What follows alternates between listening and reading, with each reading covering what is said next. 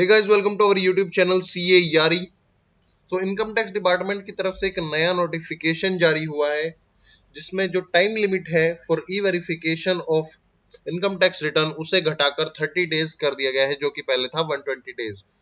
और तो और जो बहुत से टैक्स पेयर्स हैं जिनके मन में एक डाउट है कि क्या ड्यू डेट्स एक्सटेंड हो सकती हैं, क्या जो 31 जुलाई 2022 का टाइम था उसे एक्सटेंड अब भी किया जा सकता है गवर्नमेंट के द्वारा। तो देखिए, अब उसके चांसेस ना के बराबर हैं। एक्सटेंशन मिलना होता तो अब तक कोई ना कोई नोटिफिकेशन जो है आ चुका होता। तो अब आप लोगों को एक्सटेंशन के बारे में तो सोचना नहीं चाहिए।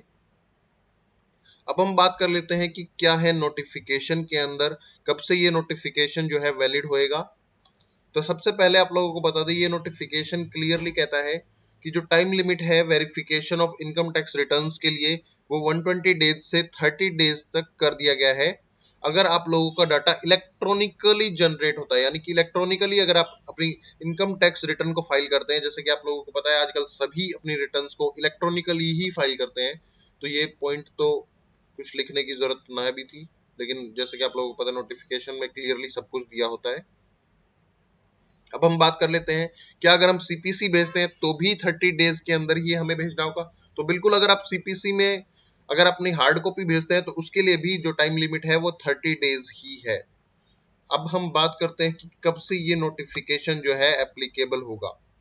तो जो नोटिफिकेशन है वो 1 अगस्त 2022 से एप्लीकेबल होगा। यानी कि अगर आप लोगों ने अपनी रिटर्न्स 31 जुलाई तक फाइल कर दी है तो आप लोगों को ये एप्लीकेबल नहीं होगा। आप लोगों को 120 डेज का ही टाइम मिलेगा। और अगर आप 1 अगस्त से ये रिटर्न फाइल करते हैं तो आप लोगों को 30 डेज के अंदर ई वेरिफिकेशन या फिर सीपीसी में अगर आप लोगों को भेजना है हार्ड कॉपी तो भेजनी होगी।